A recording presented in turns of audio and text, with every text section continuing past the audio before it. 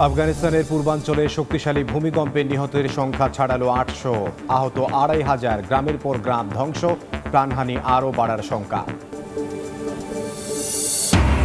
SCO সম্মেলনে পশ্চিমা আধিপত্যের বিরুদ্ধে একজোট নেতারা, বিকল্প বিশ্ব ব্যবস্থার ডাক চীনা প্রেসিডেন্টের। পুতিন মোদি বৈঠকে সম্পর্ক জোরদারের ঘোষণা। গাজা সিটি দখলে নিতে মরিয়া ইসরায়েল, স্থল, আকাশ ও নৌপথে একযোগে চলছে হামলা। হামাসের মুখপাত্র সহ আরও ৮৮ ফিলিস্তিনি নিহত। এবং মার্কিন সামরিক জাহাজ মোতায়েন নিয়ে যুক্তরাষ্ট্র ভেনেজুয়েলা উত্তেজনা তুঙ্গে, জাতিসংঘ সনদ লঙ্ঘনের অভিযোগ কারাকাসের, পাল্টা ব্যবস্থার হুঁশিয়ারি।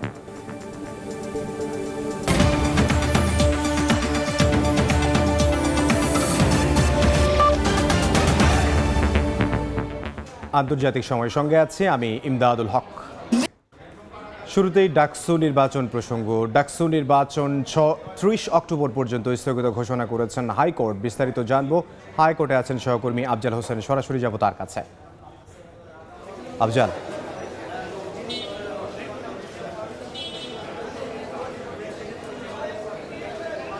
ঢাকা বিশ্ববিদ্যালয়ের ছাত্র সংসদ নির্বাচন যেটি ডাকসু নির্বাচন নামে পরিচিত, সেই নির্বাচনটি কিছুক্ষণ আগেই হাইকোর্টের একটি দ্বৈত বেঞ্চ স্থগিত ঘোষণা করেছেন এবং আদালত বলেছেন যে ৩০ অক্টোবর পর্যন্ত এই নির্বাচনের সকল প্রক্রিয়া স্থগিত থাকবে।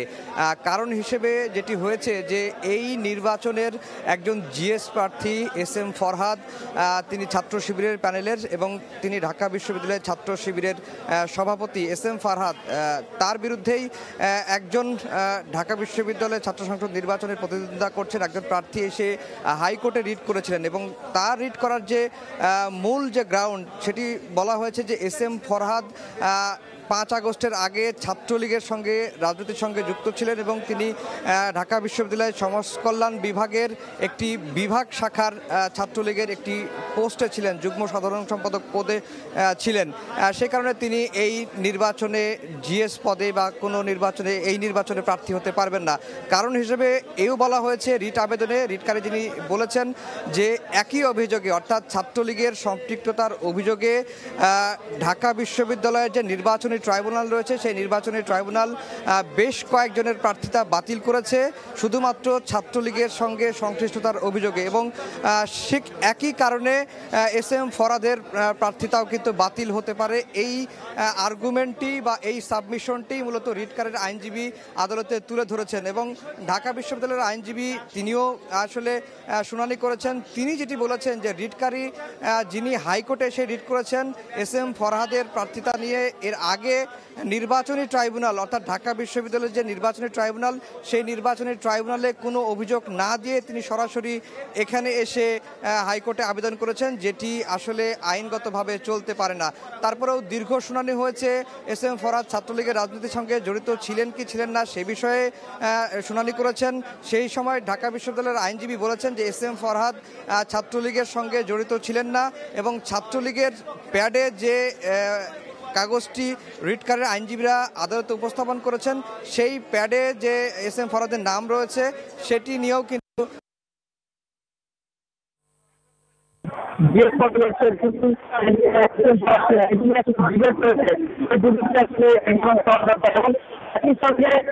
বা এখন যে জিএস পদে লড়ছেন তিনি এস.এম. ফরহাদ কিনা, এটি নিয়ে আসলে ডিবেট রয়েছে।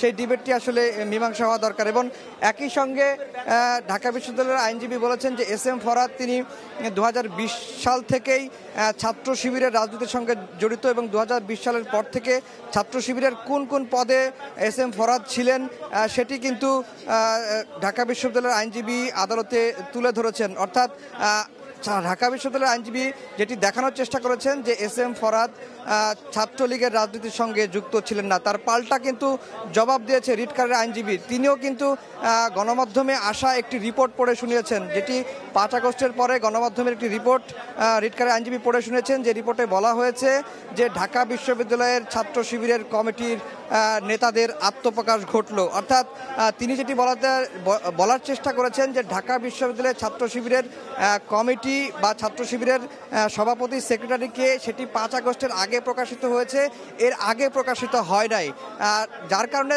তিনি যেটি বলার চেষ্টা করছেন রিটকারী আইনজীবী যে গুপ্ত রাজনীতি করার কারণেই এটি হয়েছে এবং এটি যে একটি অমীমাংসিত বিষয় সেটি সবাই স্বীকার করেছেন।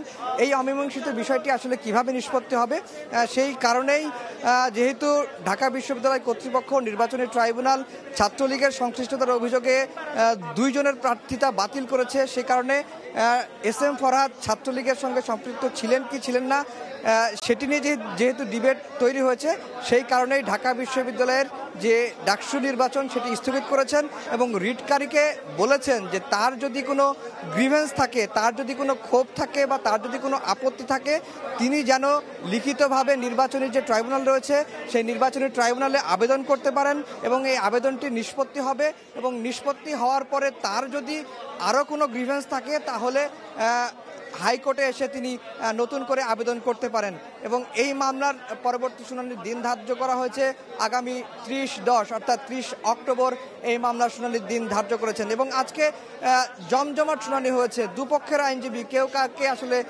ছাড় দিতে নারাজ, অর্থাৎ ঢাকা বিশ্ববিদ্যালয়ের আইনজীবী যেমন তিনি ঢাকা বিশ্ববিদ্যালয়কে রিপ্রেজেন্ট করেছেন, একই সঙ্গে SM ফরহাদকেও তিনি রিপ্রেজেন্ট করেছেন এবং অন্যদিকে রিটকারীর আইনজীবীরা বারবার যেটি বলার চেষ্টা করেছেন তাদের একটি মূলত পয়েন্ট যে ছাত্রলীগের সংশ্লিষ্টতার অভিযোগে যদি 2 জন প্রার্থীর প্রার্থিতা বাতিল হতে পারে, তারা ভোটারের থেকেও নাম বাদ যেতে পারে, তাহলে SM ফরহাদের কেন বাতিল হবে না?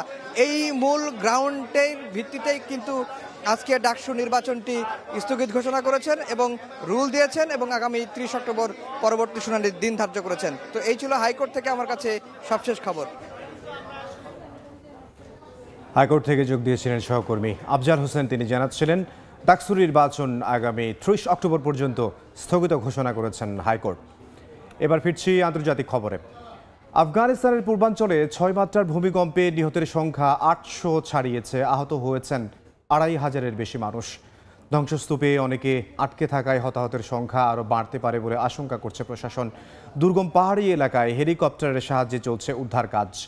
আন্তর্জাতিক সংস্থাগুলোর কাছে জরুরি সহায়তার আবেদন জানিয়েছে তালেবান প্রশাসন। আফগানিস্তানের পাশাপাশি পাকিস্তানে অনুভূত হয়েছে ভূকম্পন।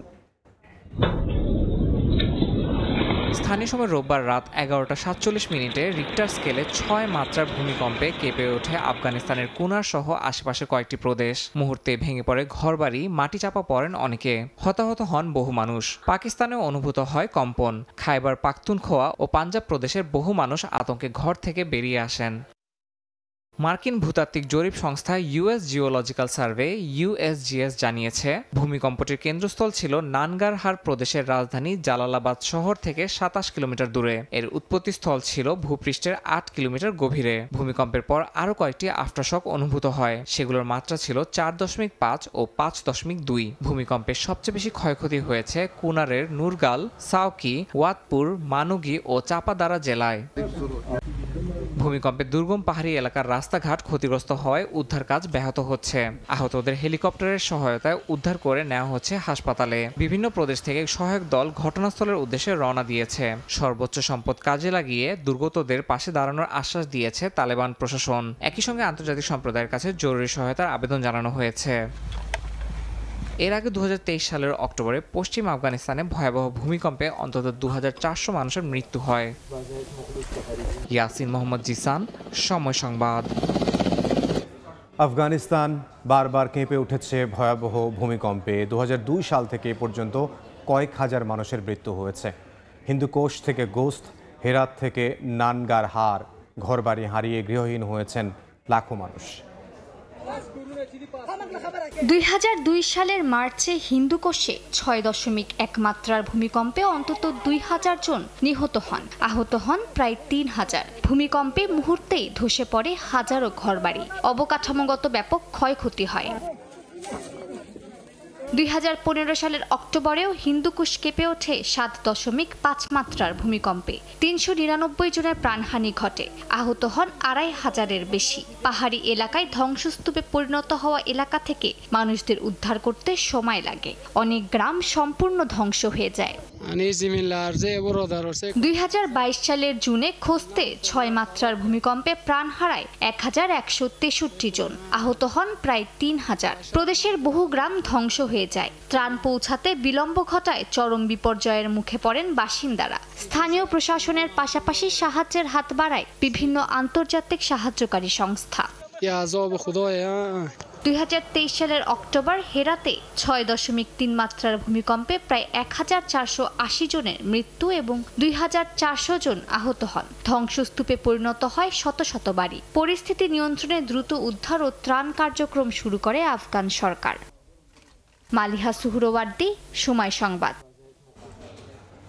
যুক্তরাষ্ট্রসহ পশ্চিমা আধিপত্য বিরোধী বিকল্প বিশ্ব ব্যবস্থার ডাক দিয়েছেন চীনের প্রেসিডেন্ট শি জিনপিং। তিয়ানজিনে সাংহাই কোঅপারেশন অর্গানাইজেশন বা এসসিও সম্মেলনে একাধিক কেন্দ্রভিত্তিক বিশ্ব গড়ার আহ্বান জানান তিনি। এসসিও ভুক্ত দেশগুলোকে 2 বিলিয়ন ইউয়ান অনুদান এবং 10 বিলিয়ন ইউয়ান ঋণ সহায়তারও ঘোষণা দিয়েছে চীন। অন্যদিকে সম্মেলনের ফাঁকে দ্বিপক্ষীয় বৈঠকে নিজেদের পারস্পরিক সম্পর্ক আরও জোরদারের কথা জানান রুশ প্রেসিডেন্ট পুতিন ও ভারতের প্রধানমন্ত্রী মোদি। মার্কিন শুল্কারোপের ঝড়ে যখন বিশ্ব অর্থনীতি ব্যতিব্যস্ত, তখন নতুন বিশ্ব ব্যবস্থার ডাক দিলেন চীনের প্রেসিডেন্ট শি জিনপিং। তিয়ানজিনে অনুষ্ঠিত সাংহাই কোঅপারেশন অর্গানাইজেশন বা এসসিও সম্মেলনে তিনি বলেন, শীতল যুদ্ধের মানসিকতা বাদ দিয়ে সব দেশকে একাধিক কেন্দ্রভিত্তিক বিশ্ব গড়ার পথে হাঁটতে হবে। বৈশ্বিক অস্থিরতার মাঝেও সংস্থাটি সাংহাই স্পিরিট ধরে রেখেছে বলে দাবি শির। ভবিষ্যতে আরও ন্যায্য ও সমতা ভিত্তিক বৈশ্বিক শাসন ব্যবস্থা গড়ে তোলার আহ্বান জানান তিনি। এছাড়াও সদস্য দেশগুলোকে 2 বিলিয়ন ইউয়ান বা $28 কোটি সহায়তা এবং 10 বিলিয়ন ইউয়ান ঋণের প্রতিশ্রুতি দিয়েছে চীন। একই সঙ্গে যৌথ বাজার ও বিনিয়োগ বাড়ানোর তাগিদ দিয়েছেন প্রেসিডেন্ট শি। আমরা বহুপাক্ষিক বাণিজ্য ব্যবস্থাকে সমর্থন করি, ন্যায্য ও সমতাপূর্ণ বৈশ্বিক শাসন ব্যবস্থা গড়ে তোলার পক্ষে কাজ করছি। ইউরেশিয়ায় শান্তি স্থাপনে সংস্থাটির ভূমিকার প্রশংসা করেন রুশ প্রেসিডেন্ট ভ্লাদিমির পুতিন। সহযোগিতা ও পারস্পরিক আস্থার পরিবেশকে শক্তিশালী করার জন্য এসসিও গুরুত্বপূর্ণ ভূমিকা পালন করেছে। এতে ইউরেশিয়ায় স্থিতিশীলতা, নিরাপত্তা এবং শান্তিপূর্ণ উন্নয়নের নতুন ব্যবস্থার পথ তৈরি হয়েছে। অন্যদিকে ভারতের প্রধানমন্ত্রী নরেন্দ্র মোদী সন্ত্রাসবাদের বিরুদ্ধে যৌথ লড়াইয়ের আহ্বান জানিয়ে বলেন, এসসিও বহুপাক্ষিকতা ও অন্তর্ভুক্তিমূলক বিশ্ব ব্যবস্থার দিশারি হতে পারে। ভারত সন্ত্রাসবাদের বিরুদ্ধে লড়াইয়ের ঐক্যের ওপর বরাবরই জোর দিয়ে আসছে। এতে এসসিও দেশগুলোর অবদান উল্লেখযোগ্য। সম্মেলনের ফাঁকে দ্বিপক্ষীয় বৈঠকে বসেন পুতিন ও মোদি। বৈঠকে দুই দেশের মধ্যে বিভিন্ন স্তরের সহযোগিতা জোরদার হওয়ার পাশাপাশি বাণিজ্যিক ও অর্থনৈতিক সম্পর্ক ইতিবাচক ধারায় এগোচ্ছে বলে জানান রুশ প্রেসিডেন্ট। আর কঠিন পরিস্থিতিতেও ভারত রাশিয়া সবসময় কাঁধে কাঁধ মিলিয়ে চলেছে বলে জানান মোদি। এবারের এসসিও সম্মেলনে 20টির বেশি দেশের সরকার ও রাষ্ট্রপ্রধান অংশ নিচ্ছেন। সাদিয়া তাসনিম, সময় সংবাদ। আবার একটু হাইকোর্টে যাব। ডাকসু নির্বাচন 30 অক্টোবর পর্যন্ত স্থগিত ঘোষণা করেছেন হাইকোর্ট। এই বিষয়ে কথা বলছেন আইনজীবীরা। সরাসরি যাব সেখানে। কনসিডারিং ইজ ন্যাশনাল ইম্পর্টেন্স, এই বিষয়টা জাতীয়ভাবে গুরুত্বপূর্ণ, সেই জন্য আমরা 1 মিনিটও কাল ক্ষেপণ করতে চাই না। আমরা বলছি যে হাইকোর্ট, সুপ্রিম কোর্ট রুলসে একটা প্রসেস আছে, এই প্রসেসটা যদি সম্পন্ন করতে পারি তাহলে যাব, যদি সম্পন্ন করতে সে একটু সময় লাগে তাহলে কালকে যাব।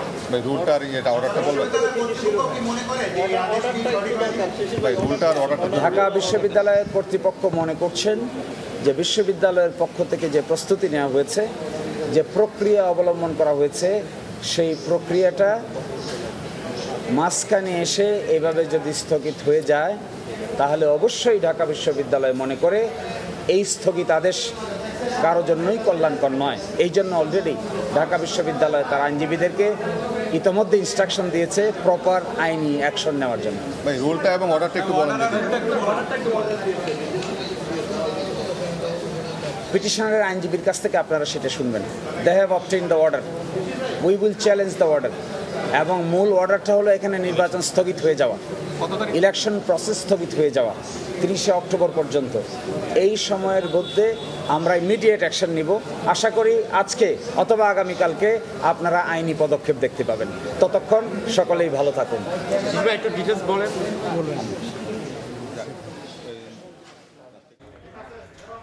সরাসরি ছিলাম হাইকোর্টে, সেখানে আইনজীবীরা কথা বলছিলেন। আন্তর্জাতিক সময় আরও থাকছে। আকস্মিক বন্যায় বিপর্যস্ত ভারতের জম্মু কাশ্মীর, 4 জনের মৃত্যু, ধসে গেছে বহু ঘর বাড়ি। পাকিস্তানে ভয়াবহ বন্যায় ক্ষতিগ্রস্ত 15 লাখ বাসিন্দা। গাজা সিটির উপকণ্ঠে তীব্র হামলা চালিয়ে যাচ্ছে ইসরায়েলি বাহিনী। এরই মধ্যে সেনারা শহরের কেন্দ্রের দিকে অগ্রসর হতে শুরু করেছে। শনিবার স্থানীয় সময় রাতে গাজায় স্থল, আকাশ ও নৌপথে ব্যাপক হামলা চালানো হয়। এতে হামাসের মুখপাত্র আবু উবাইদা সহ 88 জন ফিলিস্তিনি নিহত হয়েছেন। দখলদার বাহিনীর আগ্রাসনের মুখে অনেক পরিবার এলাকা ছেড়ে পালিয়ে গেছে। তবে গাজা সিটি ছাড়লেও দক্ষিণে কোনো স্থায়ী আশ্রয় নেই বলে জানিয়েছে জাতিসংঘের ত্রাণ ও কর্মসংস্থান সংস্থা। গাজায় নেতানিয়াহু বাহিনীর আগ্রাসন যেন থামার নয়। প্রতিনিয়ত ত্রাণ নিতে গিয়ে প্রাণ হারাতে হচ্ছে নিরীহ ফিলিস্তিনিদের। স্থানীয় সময় রোববার উপত্যকাটির দেইর আর বালা শরণার্থী শিবির সহ বেশ কয়েকটি জায়গায় হামলা চালায় ইসরায়েলি সেনারা। এতে হতাহত হন বহু ফিলিস্তিনি। একই দিন ইসলাম মুহারেব আবেদ নামে এক সাংবাদিক ইসরায়েলি হামলায় নিহত হন। এদিকে ফিলিস্তিনের স্বাধীনতাকামী সংগঠন হামাসের সশস্ত্র শাখার মুখপাত্র আবু উবাইদাকে লক্ষ্য করে সামরিক অভিযান চালানো হয়েছে বলে জানিয়েছেন ইসরায়েলের প্রধানমন্ত্রী বিনিয়ামিন নেতানিয়াহু। সামরিক সেনারা এবং শিনবেট গৃহ নিরাপত্তা গোয়েন্দা সংস্থা যৌথভাবে এই অভিযান পরিচালনা করে। ইসরায়েলের প্রতিরক্ষা মন্ত্রী ইসরায়েল কাটস বলেন, ইসরায়েলি সেনাবাহিনীর হাতে হামাসের সশস্ত্র শাখার মুখপাত্র আবু উবাইদা নিহত হয়েছেন। তবে এই বিষয়ে কোনো মন্তব্য করেনি হামাস। ইসরায়েলের সেনা প্রধান আওয়াল জামির বলেন, হামাসের বিরুদ্ধে আরও তীব্র অভিযান চালানো হবে, লক্ষ্যবস্তুতে আঘাত করা হবে, আরও সংরক্ষিত সেনা গাজায় পাঠানো হবে। পাশাপাশি আন্তর্জাতিক পর্যায়ে থাকা হামাসের নেতৃত্বকেও নিশানা করা হবে বলে জানান তিনি। ওয়ার্ল্ড ফুড প্রোগ্রামের প্রধান সিন্ডি ম্যাককিন বলেন, ইসরায়েলের সামরিক অভিযান মানবিক সহায়তা পৌঁছাতে বাধা সৃষ্টি করবে, খাবারের সহজলভ্যতা সীমিত হবে এবং মানবিক কর্মীরা নিরাপদে কাজ করতে পারবেন না বলেও মনে করেন তিনি। মানবিক কর্মীরা কোনো লক্ষ্যবস্তু নয় উল্লেখ করে এই যুদ্ধাবস্থা অবিলম্বে শেষ করার আহ্বান জানান তিনি। জাতিসংঘের ত্রাণ ও কর্মসংস্থান সংস্থা UNRWA জানায়, আশ্রয় কেন্দ্র না থাকায় গাজা সিটি বাসিন্দারা দক্ষিণে যেতে পারছে না। স্থানীয় পরিষেবাও প্রায় অনুপস্থিত। এই পরিস্থিতি মানবিক সংকটকে আরো গভীর করছে বলে জানায় সংস্থাটি। অর্জিতা শেহজিন, সময় সংবাদ। আবারও ইউক্রেনে ড্রোন হামলা চালিয়েছে রাশিয়া। এতে ওডেসার 4টি বিদ্যুৎ কেন্দ্র ক্ষতিগ্রস্ত হয়েছে, যার কারণে 29,000 মানুষ বিদ্যুৎহীন হয়ে পড়েছেন। ইউক্রেনের প্রেসিডেন্ট ভলোদিমির জেলেনস্কি জানিয়েছেন, রাশিয়ার সাম্প্রতিক ড্রোন হামলার প্রতিশোধ হিসেবে তারা দেশটির গভীরে নতুন লক্ষ্যবস্তুর উপর আঘাত হানার পরিকল্পনা করছে। এদিকে সংঘাত বন্ধের আলোচনা চললেও ইউক্রেন যুদ্ধ দীর্ঘস্থায়ী হতে পারে বলে মন্তব্য করেছেন জার্মান চ্যান্সেলর। রাশিয়া ইউক্রেন যুদ্ধের জন্য ইউরোপকে দায়ী করেছেন ক্রেমলিনের মুখপাত্র দিমিত্রি পেসকভ। স্থানীয় সময় রোববার ইউক্রেনে ড্রোন হামলা চালায় রাশিয়া। এতে দেশটির ওডেসার 4টি বিদ্যুৎ কেন্দ্র ক্ষতিগ্রস্ত হয়। বিদ্যুৎবিহীন হয়ে পড়েন হাজার হাজার বাসিন্দা। তবে ইউক্রেনের সেনাদের দাবি, 142টি ড্রোন হামলার 132টি ইট ভূপাতিত করতে সক্ষম হয়েছে তারা। এদিন ভলোদিমির জেলেনস্কি তার শীর্ষ কমান্ডার আলেকজান্ডার সিরস্কির সঙ্গে বৈঠকের পর সামাজিক যোগাযোগ মাধ্যমে নতুন হামলার পরিকল্পনা নিশ্চিত করেন। বলেন, এগুলো রাশিয়ার গুরুত্বপূর্ণ তেল পরিশোধনাগার ও পাইপলাইনের মতো অবকাঠামোকে লক্ষ্য করবে।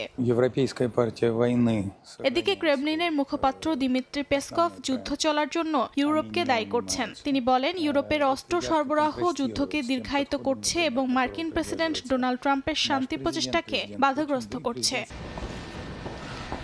ইউক্রেন যুদ্ধ এখনো দীর্ঘস্থায়ী হতে পারে আশঙ্কা প্রকাশ করেছেন জার্মান চ্যান্সেলর ফ্রেডরিক মের্জ। তিনি বলেন, যদি ইউক্রেন আত্মসমর্পণ করে তৎক্ষণাৎ যুদ্ধ শেষ করা সম্ভব হবে, তবে পরবর্তীতে দেশটি ঝুঁকির মুখে পড়বে। অর্জিতা শেহজিন, সময় সংবাদ। ক্যারিবীয় উপকূলে মার্কিন সামরিক জাহাজ মোতায়েন ঘিরে বাড়ছে যুক্তরাষ্ট্র ভেনেজুয়েলা উত্তেজনা। যুক্তরাষ্ট্রের বিরুদ্ধে জাতিসংঘ সনদ লঙ্ঘনের অভিযোগ তুলেছেন ভেনেজুয়েলার প্রেসিডেন্ট নিকোলাস মাদুরো। এদিকে সমুদ্রপথে মাদক বাণিজ্য বন্ধ ও সশস্ত্র সংগঠনগুলোর রুখতে ভেনেজুয়েলা উপকূলে মার্কিন নৌযান মোতায়েন করা হয়েছে বলে আবারও জানিয়েছেন মার্কিন প্রেসিডেন্ট ডোনাল্ড ট্রাম্প। ভেনেজুয়েলা উপকূলে মার্কিন রণতরী মোতায়েনকে কেন্দ্র করে শুরু হওয়া উত্তেজনা ক্রমশ বাড়ছে। এরই মধ্যে যুক্তরাষ্ট্রের বিরুদ্ধে জাতিসংঘ সনদ লঙ্ঘনের অভিযোগ তুলেছেন ভেনেজুয়েলার প্রেসিডেন্ট নিকোলাস মাদুরো। সার্বভৌমত্বের প্রশ্নে কোনো আন্তর্জাতিক চাপের মুখে মাথা নত না করার হুঁশিয়ারি দিয়েছেন তিনি। যুক্তরাষ্ট্রকে সতর্ক করে দেশটির প্রতিরক্ষা মন্ত্রী ভ্লাদিমির পেদ্রিনো লোপেজ বলেছেন, মার্কিন নৌযান মোতায়েনের দুঃসাহস দেখালে যুদ্ধের প্রস্তুতি নেবে ভেনেজুয়েলা। সামরিক মহড়ার পাশাপাশি উপকূলীয় এলাকায় নিয়মিত টহল বাড়ানো হয়েছে। যুক্তরাষ্ট্রের এমন কর্মকাণ্ড বলে দেয় উত্তরে সাম্রাজ্যবাদের পরিকল্পনা করছে তারা। যদি সেটা হয়, ভেনেজুয়েলাও যুদ্ধের জন্য প্রস্তুত।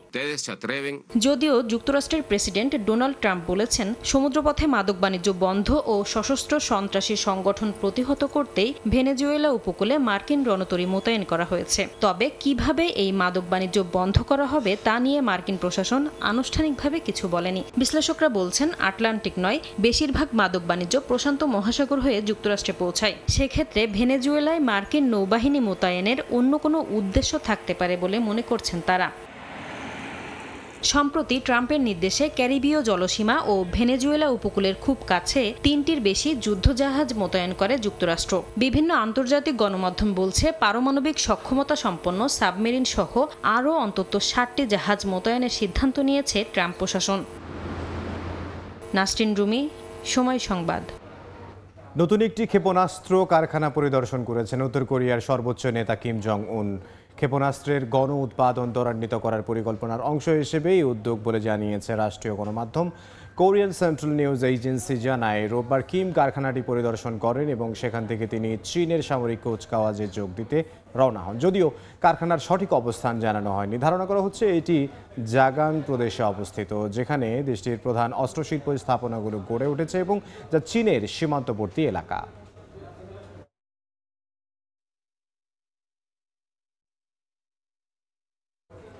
আন্তর্জাতিক সময় আরও থাকছে। যুক্তরাষ্ট্রের কলোরাডোয় অবতরণের সময় 2 বিমানের সংঘর্ষ, পাওয়া যায়নি হতাহতের খবর। দুর্ঘটনার কারণ জানতে চলছে তদন্ত। ওয়ার্ল্ড ক্লাস টেকনোলজি দ্বারা তৈরি এক্সপার্ট ওয়াটার পাম্প, পানির সমস্যায় এক্সপার্ট সমাধান। যুক্তরাষ্ট্র থেকে অভিবাসীদের দ্রুত বিতাড়নে ট্রাম্প প্রশাসনের নেয়া পদক্ষেপ আটকে দিয়েছেন মার্কিন আদালত। ফলে অভিবাসীদের গণহারে দেশে ফেরত পাঠানোর পরিকল্পনায় ধাক্কা খেলেন ট্রাম্প। বিচারক তার রায় বলেন, এই নীতির মাধ্যমে যথাযথ আইনি সুযোগ না দিয়েই অনেক মানুষকে দেশে ফেরত পাঠানো হতে পারে। এর মধ্যে এমন ব্যক্তিরাও থাকতে পারেন যারা প্রমাণ করতে পারতেন যে তাঁরা 2 বছরেরও বেশি সময় ধরে যুক্তরাষ্ট্রে অবস্থান করছেন। আগে মেক্সিকো সীমান্তের কাছে আটক হওয়া অভিবাসীদের ক্ষেত্রে এটি প্রয়োগ করা হতো। 2 সপ্তাহ অবস্থান করা অভিবাসীদের পাঠানো হতো নিজ দেশে। তবে এখন 2 বছর পর্যন্ত যুক্তরাষ্ট্রে অবস্থানকারী অভিবাসীদের ক্ষেত্রেও প্রয়োগ করা হচ্ছে। যুক্তরাষ্ট্রের কলোরাডোর উত্তর পূর্বাঞ্চলে একটি বিমানবন্দরে অবতরণের সময় 2টি ছোট বিমান সংঘর্ষের ঘটনা ঘটেছে। রোববার অঙ্গরাজ্যটির ফোর্ট মর্গান মিউনিসিপ্যাল বিমানবন্দরে এই ঘটনা ঘটে। বিমানবন্দর কর্তৃপক্ষ জানিয়েছে, একটি বেসরকারি বিমান ও একটি প্রশিক্ষণ বিমানের মধ্যে সংঘর্ষের ঘটনা ঘটে। সে সময় বিমানে 2 জন করে আরোহী ছিলেন বলে জানা গেছে। তবে এই ঘটনায় কেউ আহত হয়েছেন কিনা সে বিষয়ে কোনো তথ্য পাওয়া যায়নি। দুর্ঘটনার কারণ জানতে তদন্ত চলছে বলে নিশ্চিত করেছে কর্তৃপক্ষ।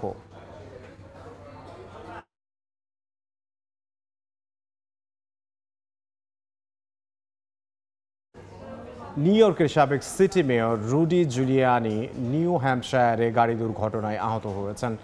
জুলিয়ানির গাড়ি হাইওয়েতে পেছন থেকে ধাক্কা খেয়ে গুরুতর আহত হন তিনি। 81 বছর বয়সী সাবেক মেয়রকে দ্রুত স্থানীয় হাসপাতালে নেওয়া হয়। দুর্ঘটনাটি কোনো হামলার ফল নয় এবং এটি পরবর্তী কোনো ঘটনার সঙ্গে সম্পর্কিত নয় বলে জানিয়েছে পুলিশ। জুলিয়ানির নিরাপত্তা প্রধান জানিয়েছেন, আঘাত গুরুতর হলেও বর্তমানে তিনি স্থিতিশীল রয়েছেন।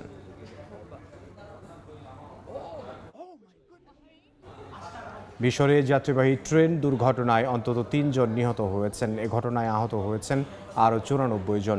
দেশটির পশ্চিমাঞ্চলে এই দুর্ঘটনা ঘটে। রেল কর্তৃপক্ষ জানায়, পশ্চিম ভূমধ্যসাগরীয় প্রদেশ মাত্রুফ থেকে কায়রো যাওয়ার পথে ট্রেনটি লাইনচ্যুত হয়। এতে অন্তত 7টি বগি ট্রেন থেকে ছিটকে যায়, যার মধ্যে অন্তত 2টি বগি উল্টে যায়। দেশটির স্বাস্থ্য মন্ত্রণালয় জানায়, আহতদের দ্রুত উদ্ধার করে হাসপাতালে নেওয়া হয়েছে। দুর্ঘটনার কারণ খুঁজে বের করতে তদন্ত শুরু করেছে কর্তৃপক্ষ।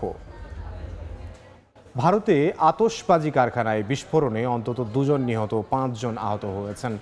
লখনৌ শহরের উত্তর দিকে একটি আতশবাজির কারখানায় বিস্ফোরণের ঘটনা ঘটে। এতে একটি বাড়ির দেয়াল ধসে যায়। জেলা ম্যাজিস্ট্রেট জানান, আহতদের 3 জন প্রাথমিক চিকিৎসা শেষে আশঙ্কামুক্ত, অন্য 2 জনকে গুরুতর অবস্থায় হাসপাতালে নেওয়া হয়েছে। বিস্ফোরণের প্রকৃত কারণ খুঁজে বের করতে তদন্ত চলছে বলে জানিয়েছে পুলিশ।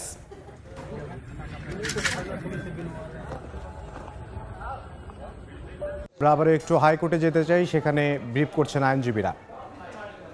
এটি ইনস্ট্যান্টে আমরা মাননীয় চেম্বার জাজের আদালতে এই বিষয়টির যে গুরুত্ব এবং ইম্পর্টেন্স বলে আমরা চেম্বার জাজের আদালতে হাতে লিখিতভাবে আবেদন করেছি।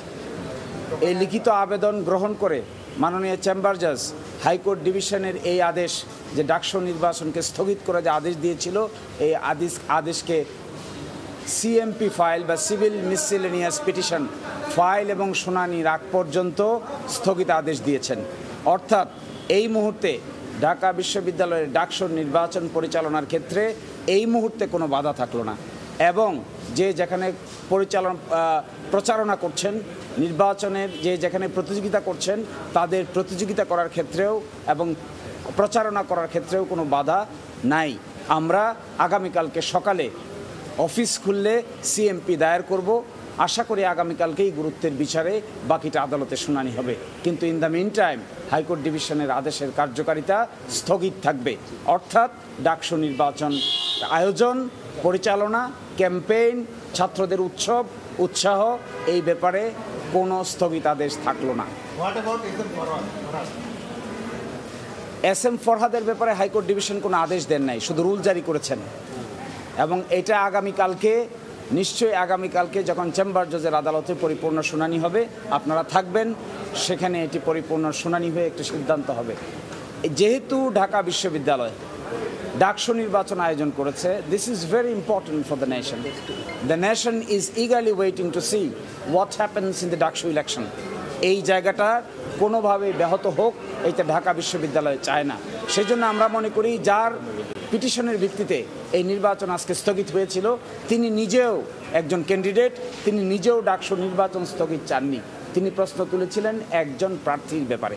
ফলে ডাকসু নির্বাচন স্থগিত থাকাটা কেউই ভালোভাবে নিবে বলে আমি মনে করি না। এই কনসার্ন বিবেচনায় নিয়ে মাননীয় চেম্বার জজ সিএমপি ফাইল এবং শুনানি পর্যন্ত এই আদেশের কার্যকারিতা স্থগিত করে দিয়েছেন। বাকিটা এই রুল যারা নিয়েছেন, রুল ইস্যুকারী যার পক্ষে রুল গিয়েছে তার কাছ থেকে আপনারা শুনবেন। আমরা কোনো এডেন্টারিম অর্ডার চাই না, ডাকসু নির্বাচন আমরা স্থগিত চাই না। সেই জন্য আমরা ইনস্ট্যান্টলি চেম্বার জজের আদালতে গিয়েছি এবং স্থগিতাদেশ পেয়েছি। সকলকেই অনেক ধন্যবাদ। বিশ্ববিদ্যালয়ের ছাত্র, শিক্ষক এবং অফিসার্সদেরকে আমি বলবো, যারা নির্বাচন আয়োজনের সঙ্গে যুক্ত আছেন, তারা যেন নির্বিঘ্নে নির্বাচনের আয়োজন করে যান, কাজ করে যান। আপাতত হাইকোর্ট ডিভিশনের আদেশের কোনো কার্যকারিতা না থাকায় এগুলো করতে কোনো বাধা নাই।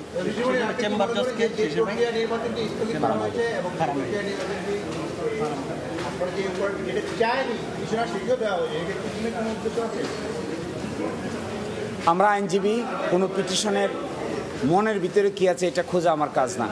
আমার কাজ হলো তিনি পেন এবং পেপারে কোর্টে কি সাবমিট করেছেন এটা দেখা। বিহাইন্ড দ্য সিন কিছু আছে কিনা এটা খোঁজার দায়িত্ব সাংবাদিকদের। আপনারা ইনভেস্টিগেটিভ জার্নালিজম করে খুঁজে বাইর করবেন। আমরা সরাসরি ছিলাম হাইকোর্টে। ডাকসু নির্বাচনের যে স্থগিতাদেশ দিয়েছিলেন হাইকোর্ট, সেটি স্থগিত করেছেন চেম্বার আদালত। সে বিষয়ে হাইকোর্টে ব্রিফ করছিলেন আইনজীবী শিশির মনির। আমরা সরাসরি ছিলাম সেখানে। দেখছেন আন্তর্জাতিক সময়, সঙ্গে থাকুন। সৌদি আরবের ইয়ানবুর শহরের কাছে ইসরায়েলি মালিকানাধীন একটি তেলবাহী ট্যাঙ্কে বিস্ফোরণের ঘটনা ঘটেছে।